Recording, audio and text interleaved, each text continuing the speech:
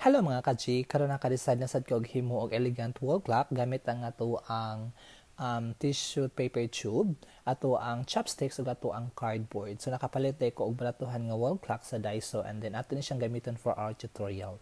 So mag-start ta og himo og circle gamit ang ato ang paper cardboard and then ato ni siyang kanang koloran og ito. As what you can see, ako ni siyang gilinyahan para silbing mo ni siya atong guide for decoration later. So follow lang ako ang gibuhat para masunod ninyo ang inyang ang design. So na ako'y available nga tissue tube. So ako ni siyang gi-cut into halves and then ato ni siyang koloran og silver para mas elegante ang iyang color. We need 8 pieces sa ato ang kaninga decoration. And then kan alain nga design sa atang tissue, ako rin gi-cut into small and then ato ni siyang pormahon into like this. So follow lang kung unsa kang gibuhat para makuha ninyo. And then later ato ni siyang pintalan og black. As what you can see, so para pudos mo ma-complement sa ato ang silver nga color. And then magniday po ta og chopsticks ato gihapon ni siyang pintalan og silver para mas nindot ang iyang complement gihapon sa black nga kani nga atong ginahimo nga circle. And then ato ni siyang lungagan para atong ipalusot ang ato ang lubutan sa atong wall clock. So ako ni siyang gi-unscrew para ato ang mabutang makuha ang ato ang frame. Tapos ato na pong mapintalan og kanang silver. So mo na ato ang chopsticks, tissue tubes, and ato ang flowers and frames nga atong ginapintalan ganina, ready for our designs na. So first ato na siyang ipapilit ang ato ang designs gamit ang atong glue gun.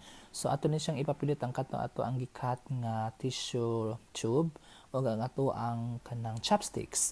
I-follow lang kung unsa akong gibuhat sa video para pag masunod ninyo kung unsaon nato pagporma ang ato ang kanang wall clock. So ato ni siyang ipapilit gamit ang ato ang glue gun para dili siya matangtang. So make sure nga kanang pilit gid siya para dili siya mahulog ne. And then, yeah, so as what you can see, happy tamahuman. So, ako na siyang gi-check kung ligo na bagid siya. And it's time to put an additional design gamit ang atong mini flower nga atong gibuhat ganina out of katong tissue tube. So, ingani ang forma. Please follow lang para makuha ninyo ang design.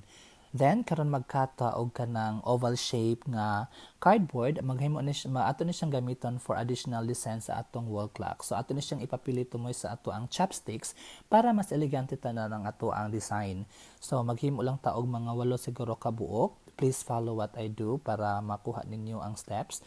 And then ato lang ni siyang cut into pieces. So as what you can see, nakahuman ako og cut and then ato ni siyang designan gamit ang ato ang baratuhon nga kanang diamonds or unsa ba na siya para maghatag siya og kanang glitter sa ato ang kani nga design. So ato ni siyang butangan tanan para mas nindot ang iyahang output. So mao na ni ang forma og andam na ni siya to gamiton for our final design. So ato na siyang ipapilit and then mao ni ang resulta. And to add more designs, so gamit ang glue atong ipapilit ang ato ang kanang pearl para pod maghatag siya og mas elegante nga forma. And then mao ni siya ang ato ang final output. Ato tang i-check kung ligon ba siya and make sure nga dili siya mahulog, okay? So mao ni siya ang final output. Ako na siyang napapilit sa ako ang wall and then as what you can see, it looks like an elegant looking wall clock from a very simple one, from a very cheap wall clock into a very elegant one. If you want to make this design, please feel to do it at home and if you can add your own design para mas bongga. Thank you so much for watching and see you in my next vlog.